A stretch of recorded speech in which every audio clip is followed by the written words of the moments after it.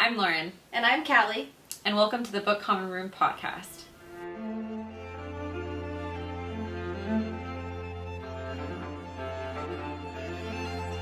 Hello guys, welcome back. We're very excited for our part 2 on the Brontë sisters. I don't know if you can tell by the quality, but this is editing Callie. Wow, way to start off an episode. Our mic for the first 5 minutes of this episode just decided to cut out. It does come back. The whole thing, it's going to work out. So I just wanted to welcome you guys in because we missed that and to get into what we're going to be talking about.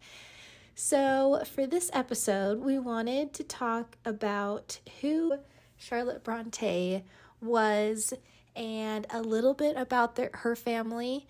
We're not going to go too much into it, but just kind of a brief overview. I feel like the Brontës, at least, are getting talked about less as time goes on, which is so tragic. At least at the university that me and Lauren go to, they used to have just a whole course on the Brontës, but it got cut, which is so tragic. So we wanted to give them justice and talk about them a little bit more. Still feel like when you're reading classics and getting into literature like this, it enhances the reading experience to know the background and who these authors were and where they came from and the time period they live in.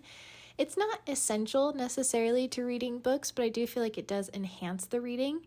So we just want to go into that. For example, we also want to talk about how feminism is a part of this book before even feminism wasn't coined as a popular term used back then.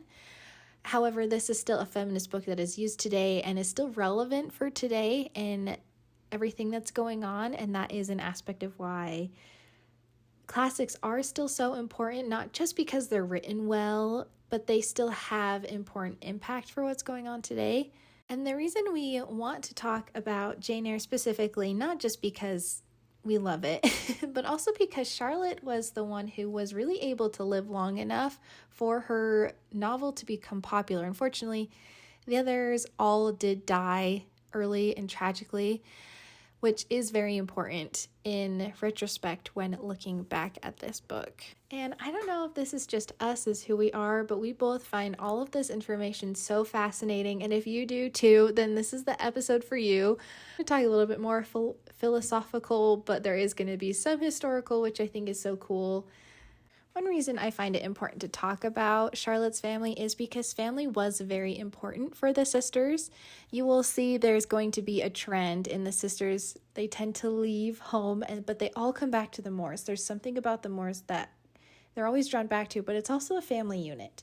So the family themselves had a lot of death and tragedy. So the father, Patrick Brontë, and Maria Branwell, were the mother, and then there was Maria Brontë and Elizabeth Brontë, the two oldest sisters who did tragically die after they were sent off to school.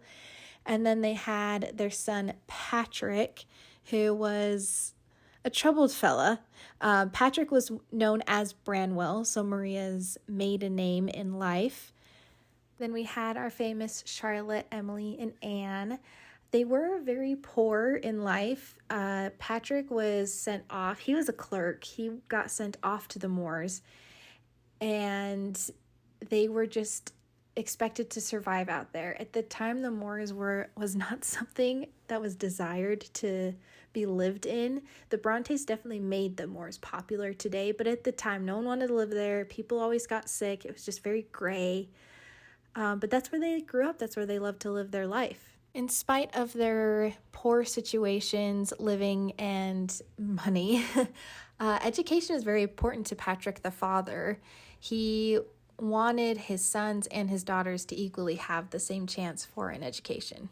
As a result of this education, there are very fun stories about Branwell, Charlotte, Emily, and Anne as children making up plays together. So they've always been writers. They've always loved making up stories together as a family, but they were able to do all of that because Patrick knew how important education was for all of his daughters and not just his son. So to lead into Charlotte's life specifically, so unfortunately her mother, Maria, oldest sister Maria, and then older sister Elizabeth did unfortunately pass away. So Charlotte at a very young age just suddenly became the woman of the house. Her father was mainly in charge of their education, but her father really relied on Charlotte to help continue raising her younger sisters and younger brother. And since her dad was so scared to send his children off to schools, because that's how Maria and Elizabeth tragically died. They went off to a boarding school, got tuberculosis, came home, and ended up passing. So Patrick did not feel comfortable sending his younger children off to boarding schools to get sick. So that is why Charlotte and Patrick were the main focus on all of the children's education. Okay, now I'm going to welcome in our wonderful podcast selves where the mic is going to start working. I immediately am jumping into the brother Patrick and talking about his life. So thank you so much for listening. But it's very sad. And then after that, Patrick dies first. Mm-hmm. He was a troubled man. Yes, he was. But he was prescribed to take alcohol and opium. That was horrible at the time because it is highly addictive. It's highly addictive, but he was prescribed it. And And it's for chronic pain. Yeah. And some people speculate that he honestly probably ended up killing himself in the end. Like, he was very sick. All the sisters were off at school when he became sick, and then when he got sick, they all came back home to help take care of him, especially Emily. Mm-hmm. But then he did eventually die. Yeah. And then a couple of years go by, and then Anne dies, Emily dies, and then Charlotte lives for a little while longer after that, but eventually she dies. But it's so sad, then the dad is just alone. And he lived till he was in his 80s. Yeah. He died old. He watches, but his whole family die. And he's so loving. He's like such a loving father. And at least historically, that's how we understand him. What's been recorded. From records of his children. But I remember reading this thing that, like, I think it was Emily, when she died, her coffin was 16 inches wide. She was very little. She also was teeny by the time she died. Like, it just was showing, like, she was just ebbing away. And she was. It was just really tragic. Well, Emily got sick a couple times before she died. Yeah. But she just was like, it's just really, it puts things into perspective to show, like, how these great authors, but then, like, how their tragic ends. Their tragic ends, and how close they were as a family. And, yeah. Really, anytime any of them got sick. Well, and also, to go back to Branwell, him and Anne, I don't know if this is interesting. I think it's interesting. Uh-huh. Him and Anne went off, and Anne became a governess to a family. Mm-hmm. And Branwell also became a tutor for the family, and he had supposed relations with the wife of the family. So he got fired. And then Anne could have honestly stayed, but she left. She went with her brother back home. And then he deteriorated. But yeah. Just kidding. But, he's supposed to be the man of the house, but he wasn't, so it was put on these sisters. It was on the daughters. To establish the Brontë legacy. Yeah. Oh, so, yeah, their brother. Whoops. If you want to know the tea. If you want to know the tea. of the family. But it was interesting, though, because they just had an affinity for writing. Yep. And, like, Charlotte, Emily, and at the time, they wrote under pseudonyms. Because, I'm actually very curious because there's been speculation about, like, why they did it. But there's always, like, the immediate, like, first off, there's they're anonymous. But also, there is a level of equality because they're not a woman. Yeah, so there was Currier, Ellis, and Acton. So Currier was Charlotte. Kerr, Ellis was Emily, and Acton was Anne. And so they gave themselves Kerr Bell, Ellis Bell, Acton Bell. Yeah. And so they would write under those names. But yeah. It's again like Little Woman. Yeah. Like Jo. Yeah. Yep. She wrote under a male pseudonym. Mm-hmm. So she'd get published. Yeah, so that's just kind of like a very brief about the family Yeah. and what was going on and where they lived.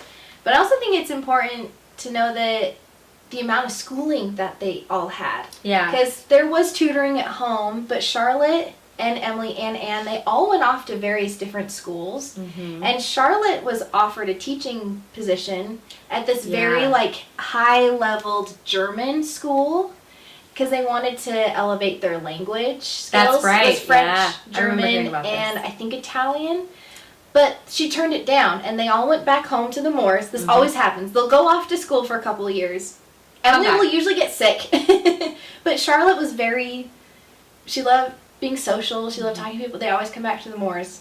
It was like their base. And Yes. Charlotte found Emily's poems and convinced the sisters to start writing. Yeah. So it was all on Charlotte. Charlotte was the one that like Got instigated them to start writing, and then they eventually published their Yes. novels. And like just like a lot of authors, like places, it's really interesting because like I recently had like this conversation with some of my peers, and we were just talking about like how much a place influences writing, but then how much the writing influences the place. So like for example, it's like the place obviously inspired Charlotte and Emily and Anne to write, including like the schools that they would go off to. Like I know that Thornfield Hall is like based off of like an actual place that Charlotte experienced, and then they would write about it, and then but then as readers, we're then influenced by a place before we're even there. Yeah. So then, like example, they go to the Moors because they want to experience the Brontës. This is And true. so that's so crazy because like before the Brontës were even there, the Moors were there. Yep. But then, so it's just interesting how like there's this relationship between place and then writing, and then how the writing then impacts the place. So I love that, and I just think it's really cool that they just really loved the Moors, Yeah. which was a very unloved place. It really was. No one wanted it. Was just very like gray and wet. Which is what Wuthering Heights is. Yeah, Wuthering Heights is based on the Moors. Well, Emily loved going out with her dog, walking Uh-huh. on the Moors. Mhm. That's so cool. Then you get Jane Eyre. You get Jane Eyre from Charlotte, and I don't know like the history of her writings. Was Jane Eyre like the first thing that she had written, or like No. like so- I know they wrote plays and little essays, but like what was like her first book? So Charlotte. Charlotte originally tried to publish a novel called The Professor, but no one would take it on. No one would Oh. publish it. Okay. And so then she tries to get it published. And while that's all happening, Anne and Emily's first novels, they get published. What was Anne's novel? Because I only ever thought she had written essays. Anne wrote, sorry, I have to go to my document. No, that's okay. So Anne wrote Agnes Grey and the Tenant of Wildfell Hall. So Agnes Grey gets published first with Emily's Wuthering Heights. And then while that's happening, Charlotte is writing Jane Eyre. And then Jane Eyre gets published on its own. And then that becomes the most popular one. So Jane Eyre becomes very, very popular of its time. Wuthering Heights was just seen as a very demented book. No one liked it. Mhm. It didn't become popular until after she died. Yeah. And Anne, arguably, was probably the best writer out of the three of them. That's my opinion. Mhm. I love Anne's That's what I've writing. heard. That's what I've heard. And she just died very young. There are interesting. scholars out there who believe that if she lived for long enough, she would have become as famous as Jane Austen. Mm. She had that level of writing and that compelling of writing. Which is like such a big thing to say because Mhm. Jane Austen had 6 books Yeah. that she wrote that were heavily circulated. Yep. Which is like they weren't a series, they were all 6 standalone books that were heavily circulated. And so to compare Anne Brontë to being a potential Jane Austen is just so tragic because she just never had the opportunity to write. Yeah, more. she just died too young. That's just what happened. Yeah. And Emily only wrote the one book. I don't know what would have happened if she lived for longer. But yeah, that's just kind of like Charlotte, who she was. So she first tried The Professor, then it was Jane Eyre, then it was Villette, and then Shirley. I like Villette. It was good. I've never read Villette or Shirley. And then after Charlotte died, someone picked up and published The Professor for her. Interesting. She didn't ever publish her when she was alive. Interesting. That's so cool. I love that. So, like, at least for me, when I was reading Jane Eyre, I didn't know a thing about it. Neither I did literally went in blind. I was like, this is a famous classic book. I didn't even know who the Brontes were, tragically. Nope. I feel like now they get referenced in shows a lot more. They do. I don't know if it's just because it's like that phenomenon where it's like you hear a word that you finally know what it is, and then all of a sudden you hear it everywhere. Yeah. Like I don't know if it was that, but I know that like obviously they were well known and well talked about, and like especially like in academic settings. But I do feel like I've been watching films, and they happen to be films that are feminist films. Yep. That bring up the Brontes.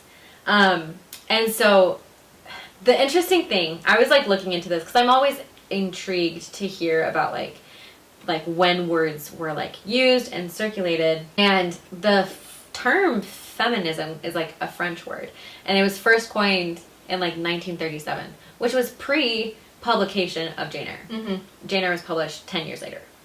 But no one used the term feminism or like what it meant to be like a feminist in like political terms, almost, because they didn't use that in that sense until maybe early 20th century. Mm-hmm. So even though the word was coined, it wasn't circulated in like common discussion until the 20th century, and even then it wasn't like used very often. Because a lot of people associate Jane Eyre as this precursor to feminism.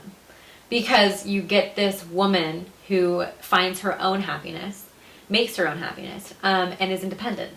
And that's huge. Yeah. And I think that's amazing that people read this and loved it. Because it has clear tones of equality, I guess, which is so controversial.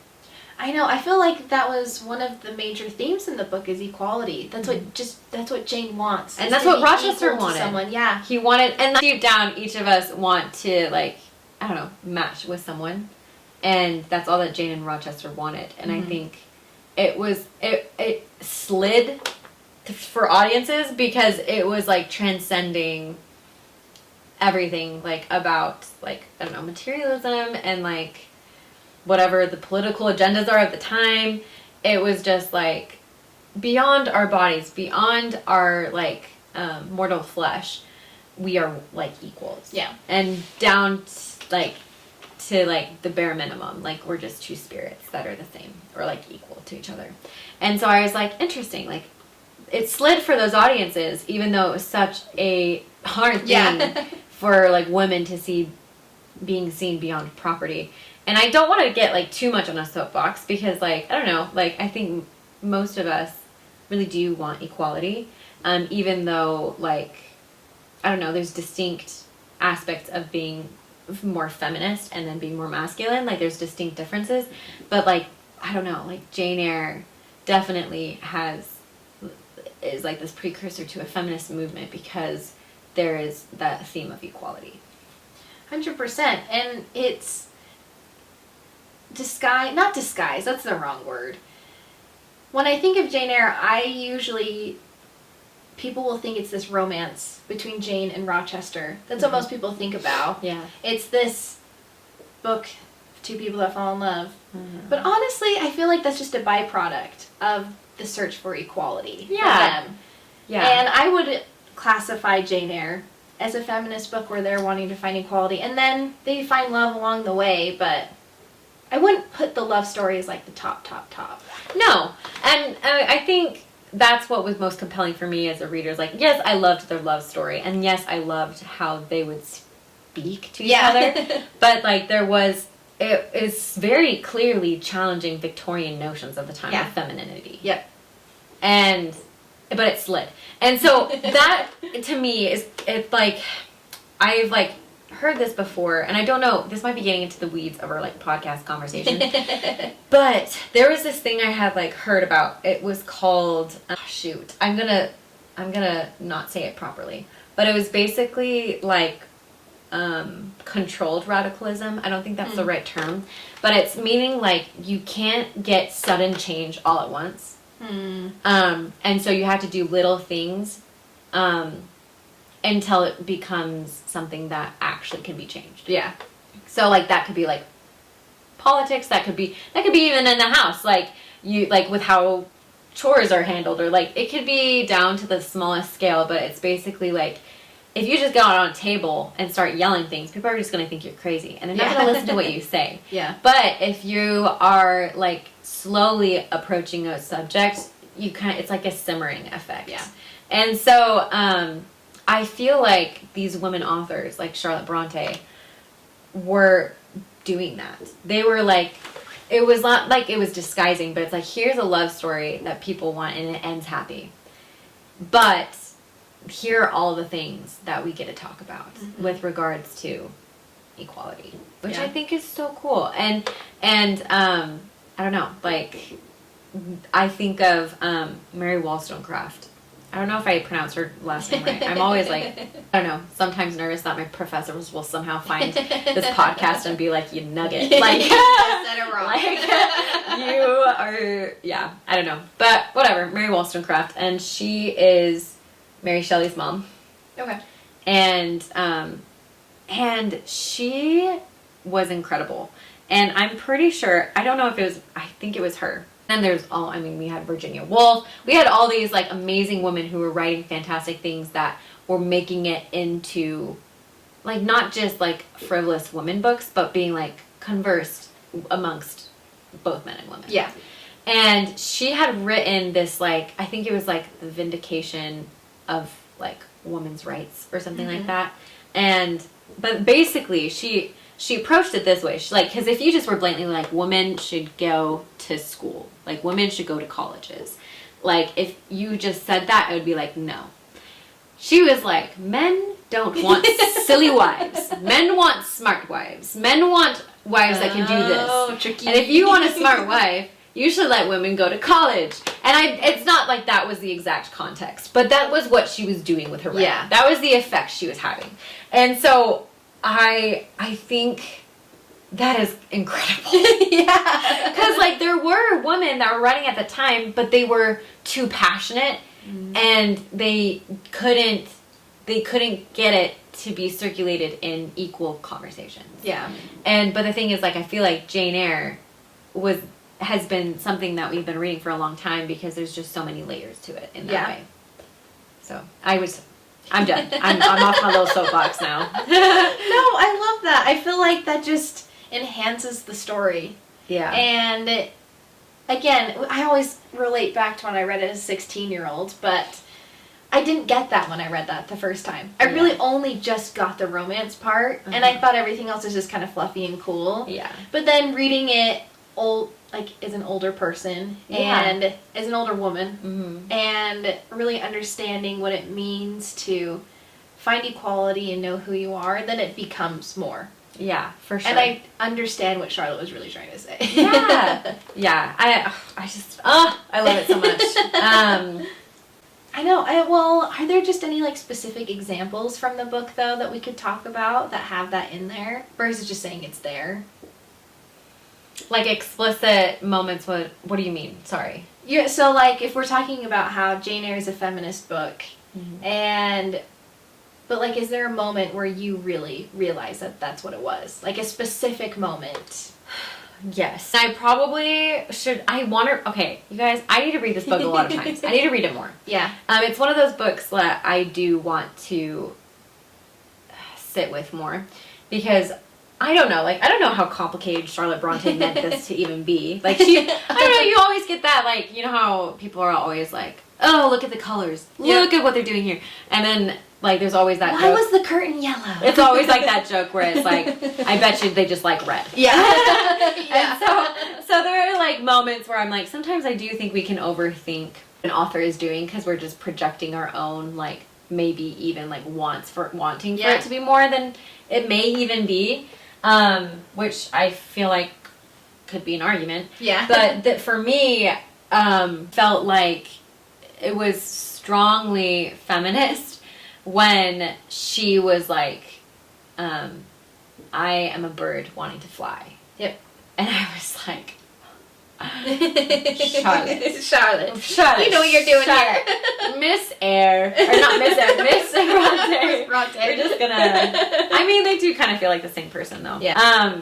But yeah, that was the moment that I was like, oh my gosh. And then the fact that, I mean, this is the cool thing. If you really read it, and at least for me, it feels implied by Rochester from his beginning of getting to know her that he does see her as an equal. Yeah. At least beginning to. Because there's still, like, arguments where, like, people are just like, Rochester kind of just sucks. And I'm like, you know, interesting. Because, I mean, we never talked about the weird library scene. Oh, yeah, that's true. Where he pretends to be a woman. He pretends to be, like, dressed like as a a psychic. woman. Like was it a psychic, right? Psychic. Yeah. And talking to Jane. And what was he trying to get at? He was trying to figure out what Jane thought of him. Yeah, that was his way to, like, figure out what people really think about him. Yeah. And he was, like, interviewing not just Jane. It was, in the like, library. the whole It was, like, the people. whole... And this is the thing. When he did that, he, like, figured out Ingrid's true character. Yeah. And then Jane was just, like, as, I don't know, alluring as ever. Yeah. And so he was just like, I like her. I like her. So anyways, but yeah, we never talked about that. But that was like a clear thing where I was like, you probably got feelings from like Rochester earlier on, but it was explicit when she was like, no, I'm a bird that wants to fly. And then she continued on to be like, it's just my spirit talking to your spirit, and we're equal as we are. And I was like, ooh. So I think that's where it was for me, where I was like, this is more than just a love story. That's where I was the same moment.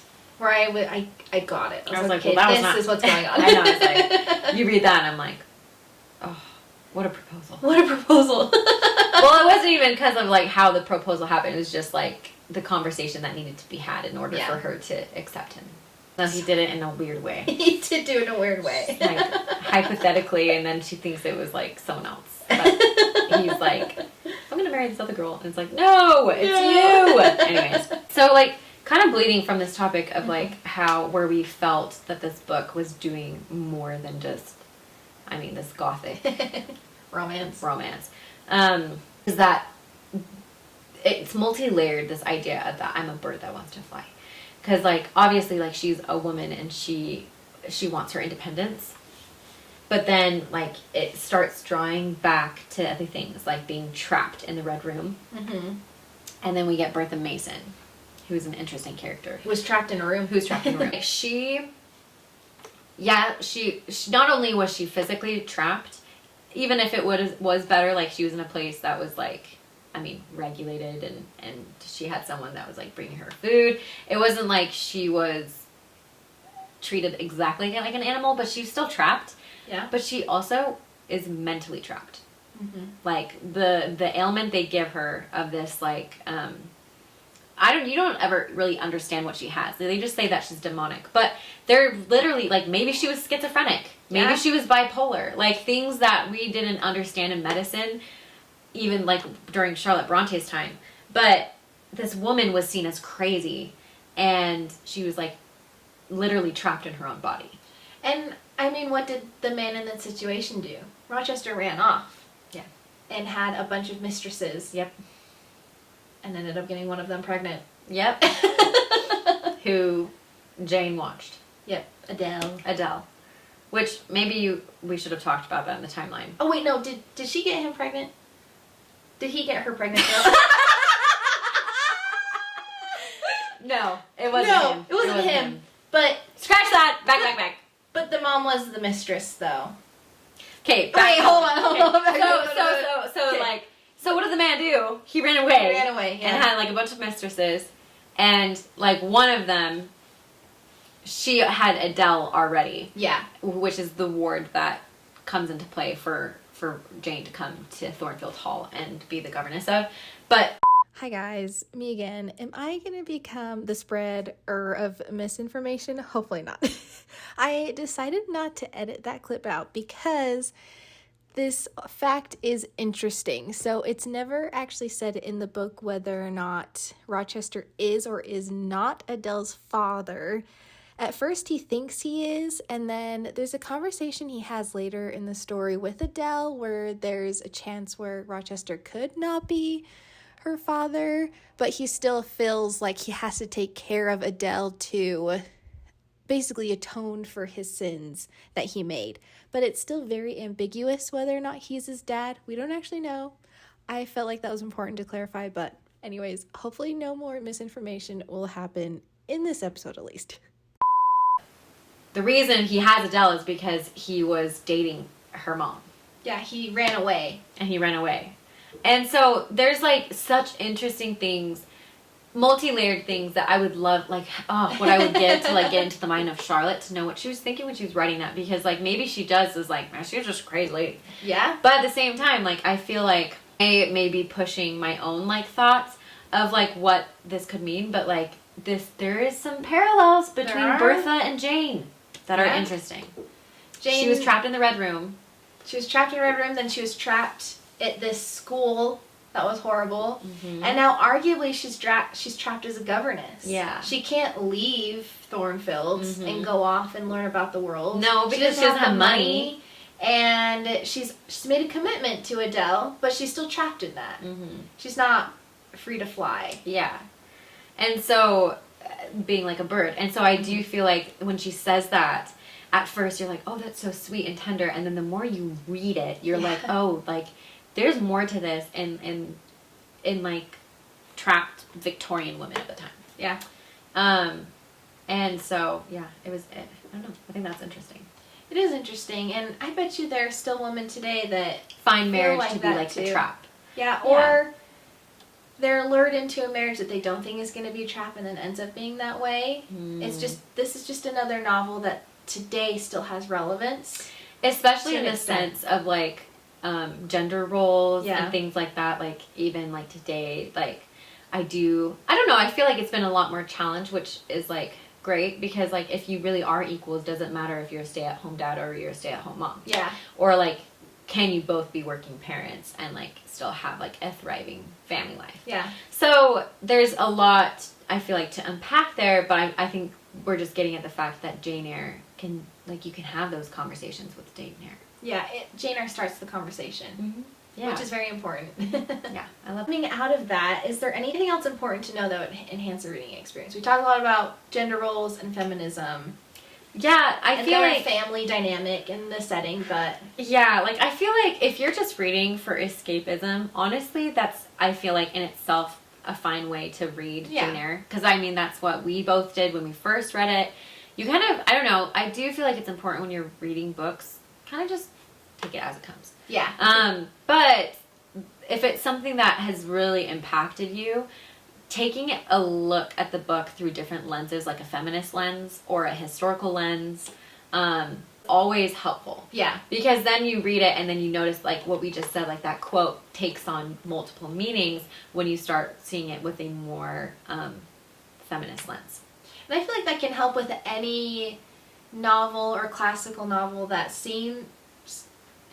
it was written a long time ago. This is what I used to think as a kid. Oh, it was just written so many years ago. The authors are dead. It has nothing to do with today. But once you read it through those lenses, you can really recognize why it's still important today. And like why they come to life. They come to life. Yeah. And what you can learn from them and grow from them and expand your world. Exactly. Through them. Exactly. And I don't know, I felt the same way. I was just like, I mean, we still do this today. Like your parents, like you feel like they don't fit in with your generation, and while that's true because of like their experiences of like life is very different, there's still like I don't know, okay, this is my other thing, like getting down to the basics of like storytelling. Like you had comedy and you had drama, and those were like some of the two main genres of storytelling. Yeah. And back to like the Greeks. And but the thing that they always had in common were like the feeling like of pitying another person, and also fear and pain. And that is universally going to like touch us as humans.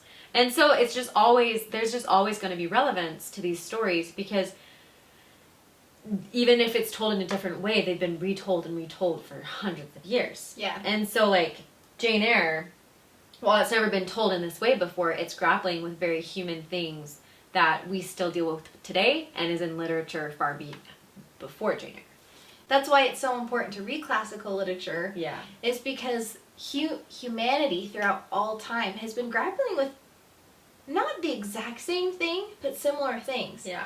So Jane Eyre was written in the 1840s, right? Mm-hmm. And even in the 1840s, like, they were wanting equality and just finding humanness and finding love and happiness and Suffering and it childhood trauma. I know, it even honestly, and this might be my own soapbox, Yeah. but I also think it is kind of, at least in America, how the education system works is even if in your like a literature-based major, you really only read Western literature. You don't go to Eastern literature or anything like that. And I think part of that too is like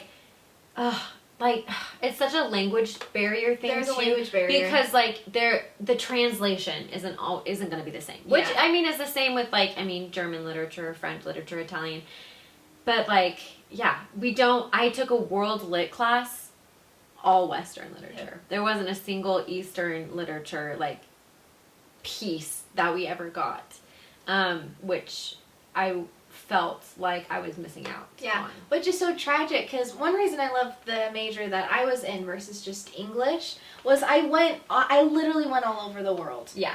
And I could take courses that was based on countries that I would never have thought of to read literature from. But since I did Japanese, I read books from Japan, and there is a book, why am I forgetting the name? I'm forgetting the name. The author's name is Murasaki. Anyways, The Tale of Genji. So The Tale of Genji is supposed to be one of the oldest novels to be ever written. Mm-hmm. But we just don't read that stuff anymore. Mm-hmm. And it is really long. And it's very dense. And because it's been translated a lot, there is a little bit of that's lost. But it still focuses on the same thing. Humanity, love. What it means to be human, what it means to suffer, what it means to love. Yeah, and Genji is a complicated character. There's a classic hero arc, and it was written by a woman, which is also very fascinating. But I don't know, I think that's just why classics are important to consider. Agreed. Opening your minds to and reading, so you get all of that. Yeah. I think the closest I had gotten in reading Eastern literature was like we were reading the Quran. And which I loved. Yeah. I was like, this is so cool. Like, I really enjoyed reading it, and and we had like a professor come in who was like who was specialized in like Islamic religion and knew like the songs and and so we went and like did a thing as a class and it wasn't in a class, but like each student was assigned to do it at some point in the semester to go and like pray with Muslim students. And I thought that was so cool because you get introduced to other literature and like with it a whole culture, a whole religion, a way of life. And I think really like this kind of, I don't know, being able to read the classics, it's like you're investing in so much more than just some dead author's work. Yeah. It's not just some old relic that no one cares about anymore. That's not relevant to you, because there's just so much about Jane Eyre that that I felt like I was missing from life if I hadn't read it. Oh, 100%. And it opened my world up to so many things. I then had the capacity to continue on to more complicated air quotes, literature. I love that. I guess to kind of wrap up our Jane Eyre discussion, we've been going off, having fun. Yeah. What about the book as a whole impacted you the most personally that we haven't touched on yet? Oh, that's a really good question. I feel like I don't know, when I get asked these questions, usually that I have to like come up with some kind of answer in the moment, I always feel like I look back and I'm like, ooh, I want to change my answer. Yeah. So I don't know how satisfied I'll be with regards to like what about the book touched me most, I guess, that we haven't touched on. But I think and I feel like I have kind of talked about this, but it's just I want to be like Jane. I think that's what it comes down to. Yeah. For me. And some people would be like, like Jane is great. Sorry about my creaky chair, you guys. Keep moving it. Like, I kind of like when chairs do that. I'm just like, ooh. Ambiance. But, yeah, ambiance. But probably not the best thing to listen to when you're just listening on the podcast. But the creakiness, I'm sorry, it's the chair.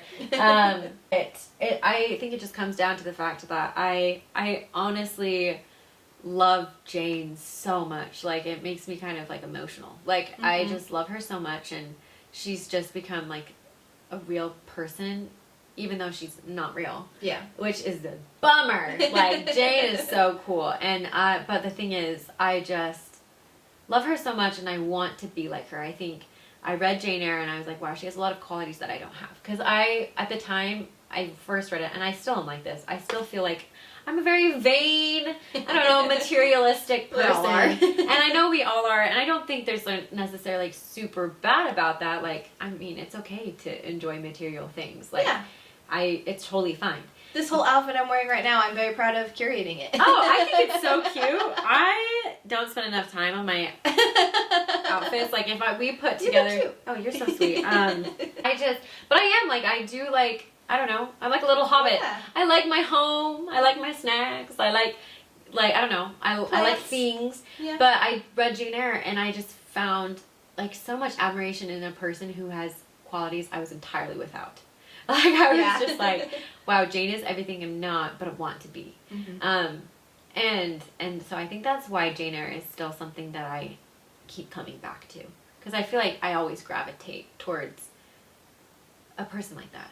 That just is so meek, that is so kind, that is so materialistic, and can see beyond the immediate beauty of things, I guess. That's what it is for me, too.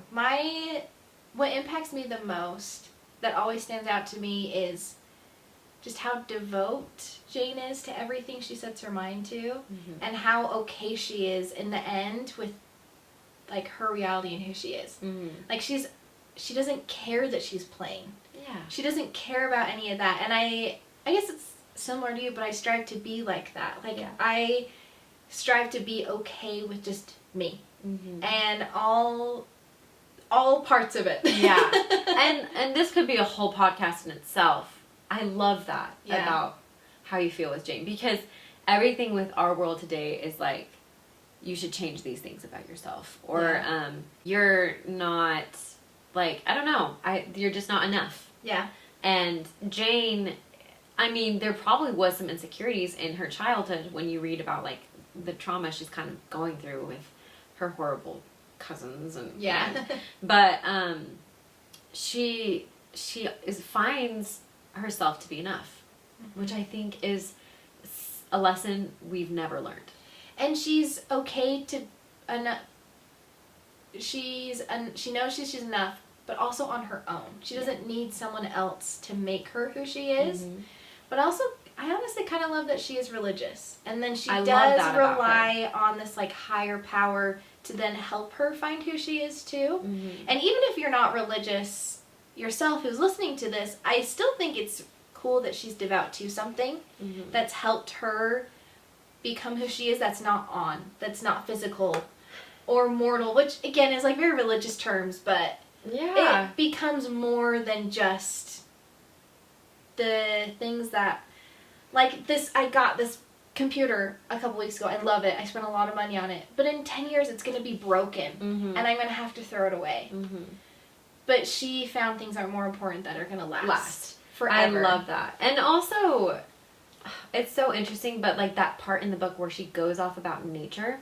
Yeah. Nature is this force in the book as well. That's true. That the Brontes found strength from, like with the Moors. Yeah. And so I do think nature is also like an everlasting thing that we kind of just need to get back to. Yeah. And like it was something that grounded her. After Helen died, what did she write about? Nature. She ran away. What was all she thinking about? Nature. The nature around her. Yeah, I love it so much, and I could go on a whole spiel about that. But I love that that's what drew you into the book, and yeah, I just want to be like Jane, and that aspect of her where she was content with how she is. She didn't want to. I mean, like, there's things where you want to self-improve, like you want to be a better person, but there's the fact that like there are things about yourself you cannot change. Like how you look, or like even like Jane couldn't curb her passions all the time, but like that was just her character, and so I don't know. I just or even like the so traumas much. that she went through in her childhood. She can't change that. She can't change that, and they did affect her, and she can't. She can. She can't change what happened to her. But she how can she control responded. how she responds to it, but she can't change what they did to her. Yeah. Because they did do something to her that's gonna last the rest of her life. Yeah. But Like that's the part River. of her. Mhm. But that also doesn't define who she is. Yeah, She so- can go out and be who she wants to be. Yeah, and she finds strength to be able to find it within herself to achieve that. So, Jane Eyre, you guys. We will it sing really, praises. We will till the sing days praises are end. till the days end. But we'll get into and we'll be better about announcing our books through social media, so that way people have more time to read. Yeah. If you're like us and you're students and you already have a giant book list and you want to like keep ahead or like want to join in our discussions, we have a book for you. Which, like, okay, this, I feel like our audience feels very like female based almost, because we're like reading, like, I don't know, books that tend to gravitate towards women. Yeah. I feel like. Well, we are women. But so. except for Harry Potter. Like, I mean, Harry Potter is a pretty everybody thing. Jane Eyre, I feel like a lot less men probably have read this. But, Callie, do you want to announce what we're reading? We are going to read ACOTAR, A Court of Thorns and Roses.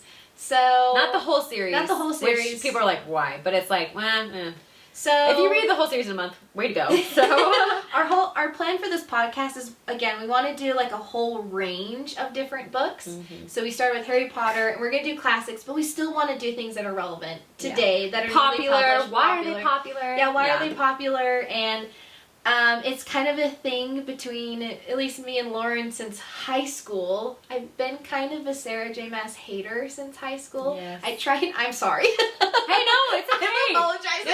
No, don't apologize. Like, I think, and I'm this is a apologizing to you safe directly. space. This is a safe space. If you hated Jane Eyre, go away. Just kidding. I'm just kidding. I'm totally joking. Yeah. Like, but this is a safe space where it's like, if Callie hates it, like, maybe I'll be a little sad, but like also, I mean, that's just like people's tastes. Yeah. But I tried reading Throne of Glass in high school, and I just could not get behind it. So what? I always feel like you have to get past the first 2 books on that one, though. That's fair, but I never put it in time. Anyway, okay. so what the plan is. Guys, we're gonna end with editing Callie. Sorry, but we're gonna get a sound system that works. Okay, it's gonna happen. But just to end, the plan is, like I was attempting to say before, I am going to read the first book of A Court of Thorns and Roses in preparation for August. And on Instagram, I'm going to do live reactions of the book and what I think about it and post them on Instagram Reels. So if you want to follow that, go over to Instagram at TheBookCommonRoom podcast and watch that. But that is going to be our next book for the month of August, and we're very excited. Kind of spoilers, Lauren has already read it. She'll say she's a Sarah J. Maas fan, and we love her for it. But yeah, I'm very excited. But yeah, thank you guys so much for listening and tuning in. We really appreciate it. We love Jane Eyre, so thank you so much for sticking with us.